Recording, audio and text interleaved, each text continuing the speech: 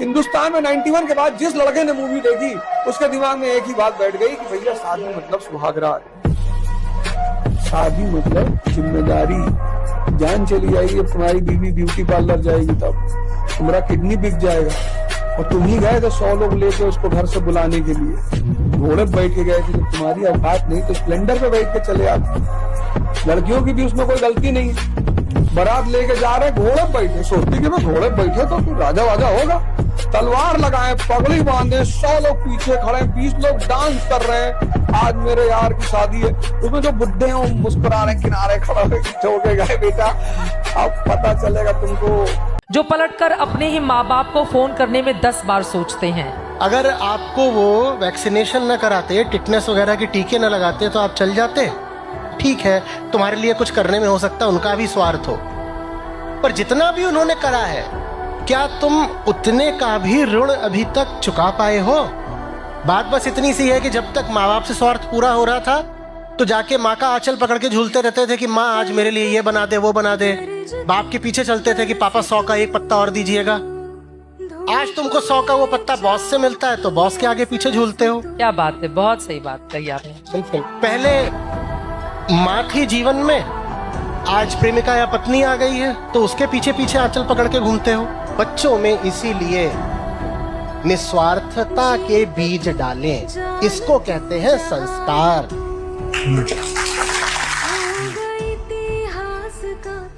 रखा करो नजदीकियां, जिंदगी का कुछ भरोसा नहीं, फिर मत कहना चले गए और बताया भी नहीं। बेटा जो परमानेंट जाने वाले होते हैं ना वो बाय बाय करके नहीं जाते, ठीक है ना। You can not bid the final goodbye, remember this. अब फाइनल गुड बाय कभी भी बिड नहीं कर पाते, अचानक चले जाते हैं। पूछता है कि हस्तमैथुन महीने में कितने बार करना चाहिए, और वो आचार्य रजनीश अरे वो कह रहा है एनर्जी है यार, भगा दिए उसको सब। वो समाज जो कहता था कि अरे ओशो बड़ी गंदी बातें, सेक्स की बातें कर रहा है, आज उसी समाज का बेटा खुले मैदान में मंच पे बैठे एक डॉक्टर से पूछ रहा है कि जी मैडम वो गुरुजी कितना महीने में कितनी बार हस्तमैथुन। अब समाज को दर्द नहीं हो रहा है। कभी भी धोखा मिले ना तो उस चीज को एकदम बुरा मत मानना, कभी भी ऐसे फील मत करना कि अब मेरा क्या होगा, मैं अकेला रह गया, उसने मुझे धोखा कैसे दे दिया, वो कैसे कर सकती है, वो कैसे कर सकता है ऐसा, मुझ में ऐसी क्या कमी थी, मुझे धोखा दे दिया। ऐसा कुछ नहीं सोचना है। धोखा अगर मिल गया तो इसका मतलब ये सच्चाई से वाकिफ हो गए हम लोग, अभी तक भ्रम में जी रहे थे।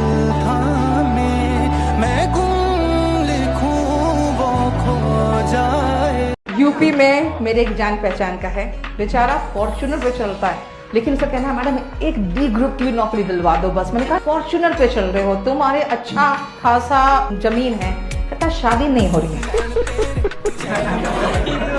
डी ग्रुप का जो जॉब का उसका सैलरी है ना वो एक सप्ताह में वो अपना पॉकेट मनी में खर्च करता होगा, लेकिन उसका कहना है बस एक जॉब चाहिए, अच्छी शादी हो जाएगी, बाकी कुछ नहीं चाहिए। भाई यूपी का लड़का है, यूपी बिहार के लड़कों से लड़कियां पटती है क्या? ये दुख का खत्म नहीं होता बे। जो भी समझदार महिला होगी ना वो कभी किसी को अपने अंडर में ना रखने, कभी किसी को। अब भाई किसी को अपना नौकर बना के खुद उसकी नौकरानी बनने से अच्छा है उसका साथ दे के उसे राजा बना के रानी की तरह जिंदा रहे। तो ये संकुचित मानसिकता वाला होता है। भाई नायका लड़कन को बना देंगे ना राष्ट्रपति, आप लोग को तुरंत का 4 को हेलीकॉप्टर ले तो गांव में चलते पहिलकी लगे।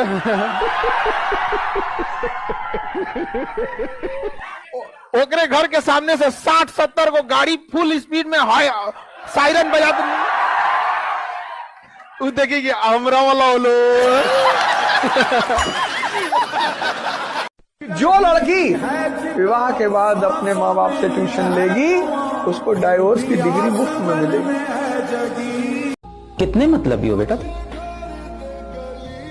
जो बाप धूप में तुम्हारे लिए तप रहा था, जो माँ तुम्हारे लिए सब कुछ त्याग कर सारी खुशियां कुर्बान करके तुम्हारे लिए सब कुछ की, उन्हें कुछ नहीं दोगे।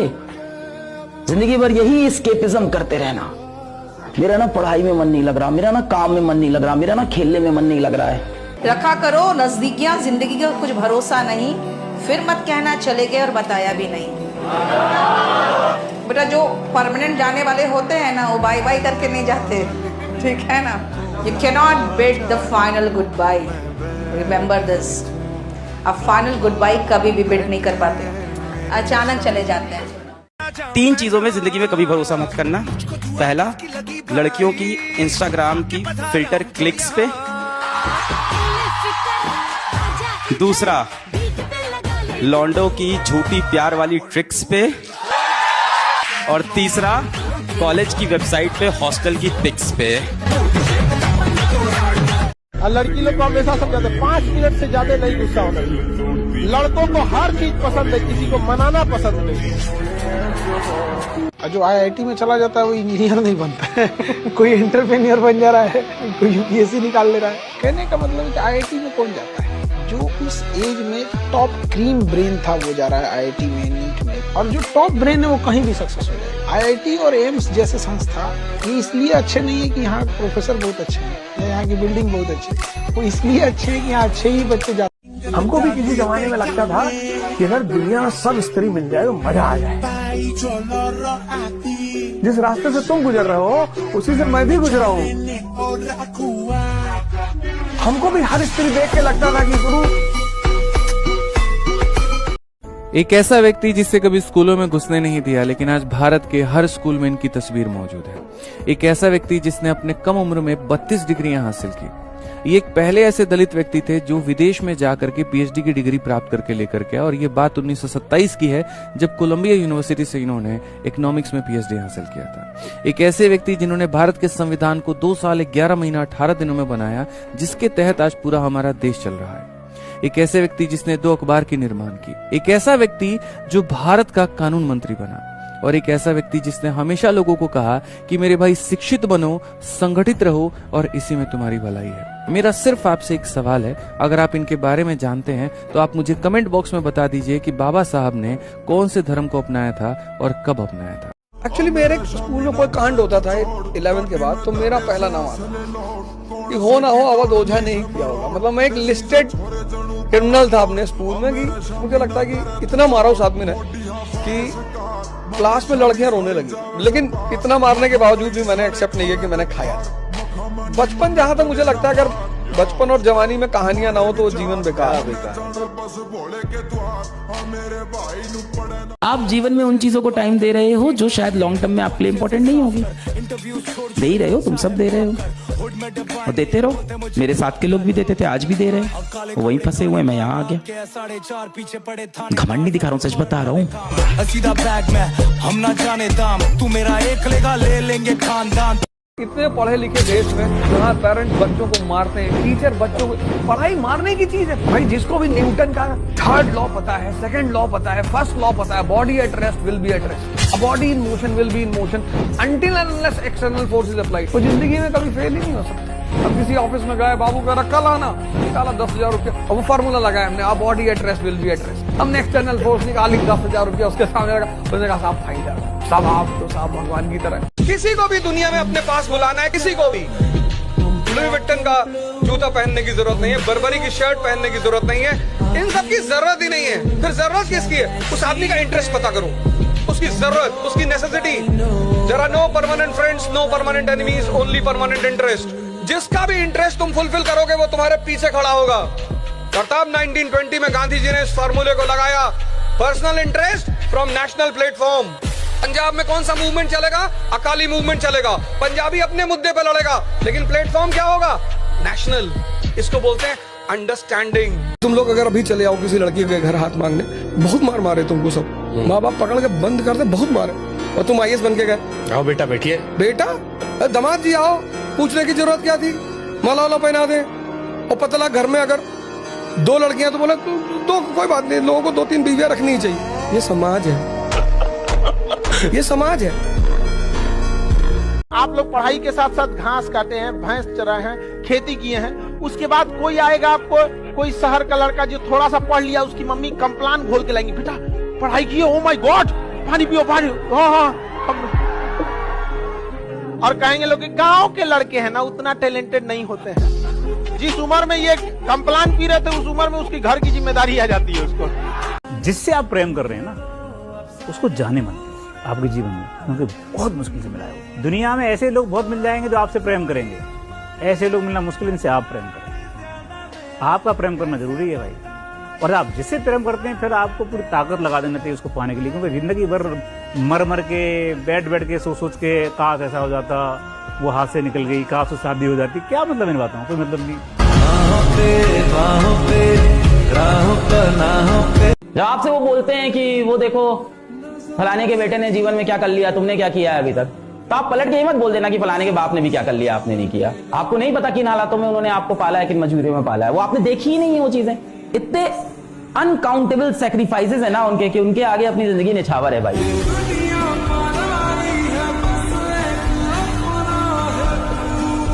भैया हम जिंदगी भर गर्लफ्रेंड नहीं बनाए, तुम बना भी नहीं पाओगे, भिखमंगे हो तुम। अगर जिंदगी का आखिरी दिन होता तो मैं सबसे पहले जाके अपनी मम्मी को जरूर चिपक के एकदम रोता, अम्मा तुम बहुत अच्छी, मैं अम्मा बोलता हूँ, अम्मा तुम बहुत अच्छी हो, तुमने मेरे लिए बहुत किया, बहुत प्यार करते हैं तुमसे। और इस बार जाके पापा से भी कर लेता जिनसे कर नहीं पाते हैं। पापा लोग का थोड़ा ऐसा रहता है ना, हाँ बताओ क्या हुआ। पापा को कभी कॉम्प्लीमेंट दिया किसी ने, कपड़े अच्छे लग रहे हैं, ये वो है, इग्नोर एकदम बगल से, ठीक है। पर अगर मेरा आखिरी दिन होगा तो मैं जाके उनसे भी बोलूंगा। हिंदुस्तान का लड़का पता क्या बर्बाद है, जो करने की चीजें उसको देख रहा है, बीएफ मरा हुआ है अंदर से, डेड। देखो आजकल क्या है ना, सोशल मीडिया में बहुत सारे छपरी लोग हैं जो बताते हैं कि एक पेपर मेरे फ्यूचर को, मेरे करियर को डिसाइड नहीं कर सकता। ये सब छपरियों का स्टेटमेंट है बेटा। Education is very important. और स्कूल में जो लोग कहते हैं यार हम भी 33% लाए, तुम 90% लाके क्या कर लिए, आप देखोगे बहुत सारी चीजों में ना आपका बेसिक एजुकेशन पता चल जाता है कहाँ से हो। बात तो सही है। आप सिर्फ 4 लाइन लिख के दोगे ना इंग्लिश में, मैं आपका जन्म कुंडली निकाल सकती हूँ उससे कि तुम किस टाइप के स्कूल में पढ़े हो, तुम्हारा बेसिक क्वालिफिकेशन क्या है, राइट, और अभी तक तुमने इंग्लिश में कितनी मेहनत की है, सब निकाल के रख दूंगी मैं। आपकी हैंडराइटिंग, आपके छोटे छोटे जो स्पेलिंग्स मिस्टेक्स करते हैं, ये सीधा बहुत बड़ा क्वेश्चन मार्क लगाता है आपके बेसिक एजुकेशन पे। मन को शांत करने का जो सबसे 2 आसान तरीका है, तुरंत मन स्टॉप हो जाता, तुरंत। एक है सेक्स और दूसरा है नशा। इसलिए इन दोनों जगह पे व्यक्ति को आनंद बड़ा महसूस होता है।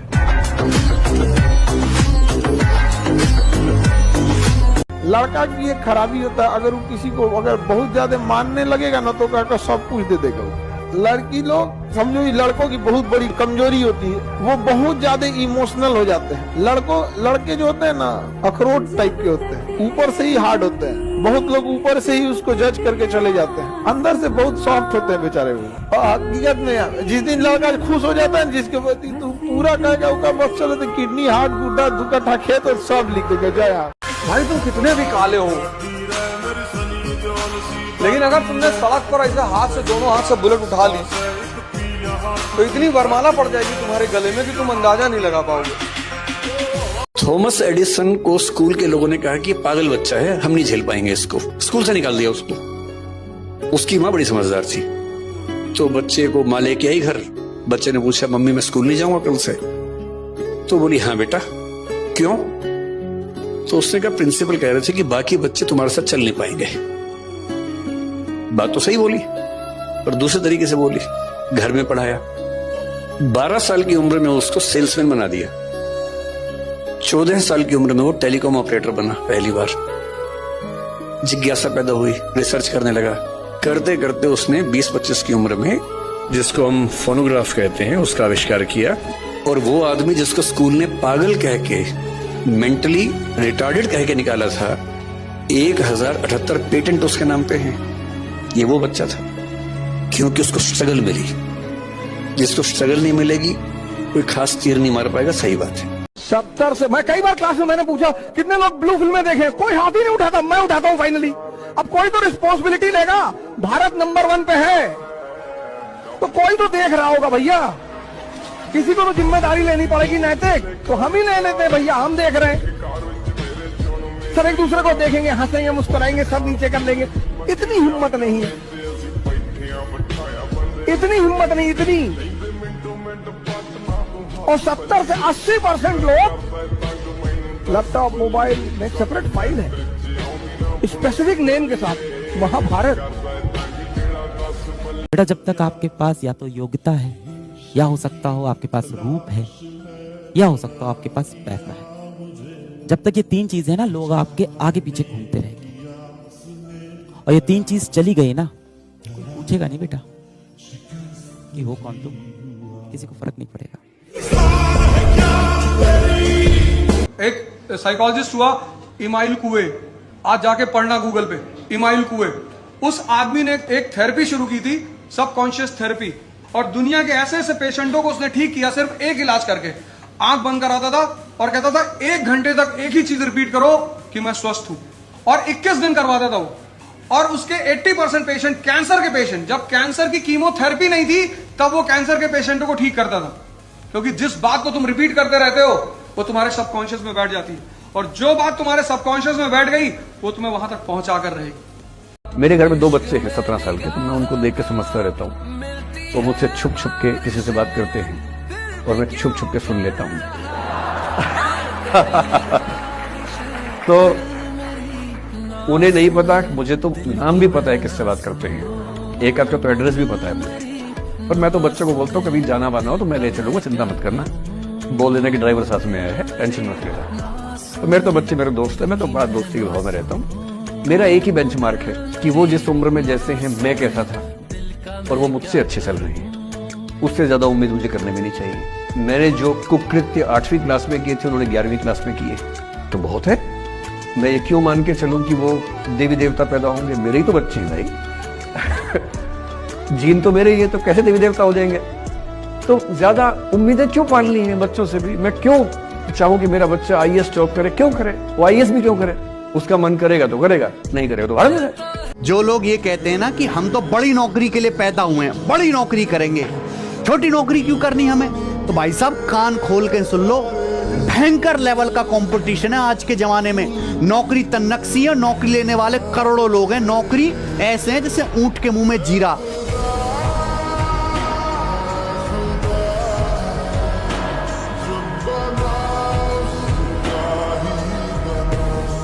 ऑब्जर्वेशन पावर बढ़ाओ।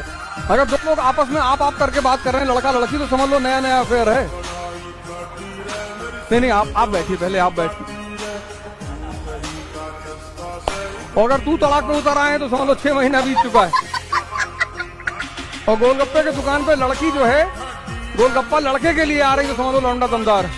और अगर लड़का 2 प्लेट गोलगप्पा लेके खा तो मरा हुआ है, खत्म है इसकी जिंदगी, कुछ ना कर पाएगा जिंदगी में। कितने लोग हैं जो किताब खोलते हैं नींद आने लगती है, क्योंकि चीजें कनेक्ट नहीं हो पाती ना। भाई तुम देखो, कभी कभी पिक्चर देख रहे हो, मूवी देख रहे हो, नहीं समझ में आ रही तो आंख बंद होने लगती है। दिमाग जो चीज नहीं कनेक्ट कर पाता तो शांत हो जाता है, छोड़ो भगाओ। शिक्षा परसेंटेज के लिए नहीं है। ये इतनी गलत चीज इस देश में फैली और पनपी, इसने हमारा पूरे लोगों की सोचने की क्षमता को खत्म कर दिया। अब हमारे समाज में देखो, लोग धन, दौलत, रूप, रंग, जात, परिवार, गांव, कुल, ये सब देखने के बाद शादी तय करते हैं। और उसके बाद महफिलों में बैठ के लोग बोलते हैं, जोड़ियां तो भाई ऊपर वाला बना के भेजता है। आज आप 2.5 लाख रुपए कमाते हैं, आपका बच्चा 30,000 से शुरू करेगा, पूरी स्ट्रगल वैसी की वैसी करेगा। अगर आप उद्यमी होते, आपका बच्चा वहां से शुरू करता जहां आपने छोड़ा है, और पूरी एक पीढ़ी की मेहनत आपको एक्स्ट्रा मिलती जो अब नहीं मिलेगी। इसलिए नौकरी अच्छी है, पर नौकरी इतनी अच्छी भी नहीं है कि उसके लिए पागल हो जाना है। और इतना ध्यान रखिए कि मेहनत के बिना कुछ नहीं मिल सकता, मेहनत आपको करनी होगी, ठीक है। कभी कभी आपको लगता होगा ना कि यार किसी इंसान को आप देखते होगे, अरे यार इसके पास तो सब कुछ है, लेकिन आप ये नहीं देखते हो कि उसके पीछे उसकी मेहनत कितनी रही है, कितने सालों की उसने मेहनत की है, तब जाके वो यहां तक पहुंचा है ना। तो आप लोगों की भी इतने सालों की जो मेहनत है लगातार करते रहोगे, और जब आप सेलेक्ट हो जाओगे तो आप भी उस जोन में आ जाओगे।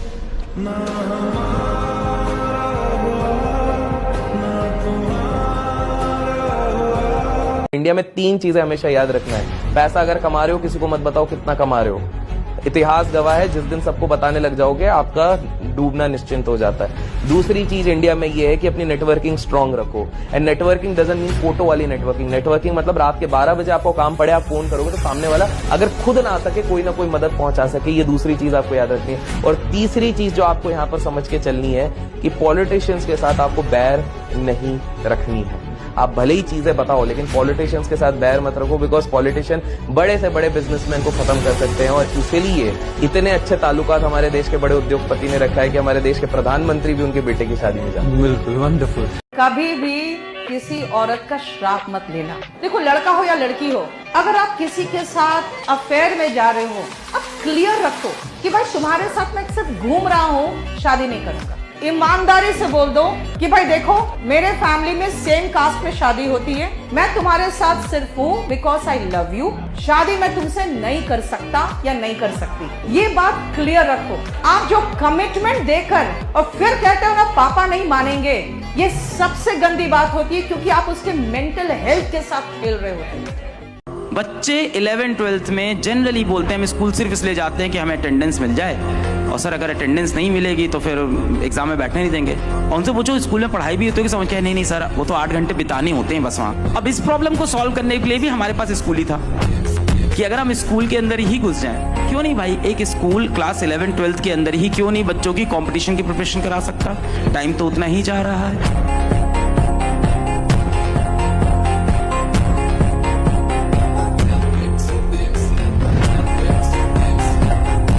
इंडिया में सिर्फ एक ही स्टेट है जहाँ के लड़के शर्माते नहीं, एंड दैट इज केरला। वहाँ के लड़के नहीं, उनसे कोई अपनी क्वेश्चन पूछो आए ना आए हाथ उठा देते हैं, और उनको आप कुछ भी बोलो वो बुरा ही नहीं मानते। सबसे ज्यादा बुरा मानते हैं यूपी के लोग। लड़कियां बैठी थी क्वेश्चन पूछ रहे थे, हमको टारगेट कर रहे थे।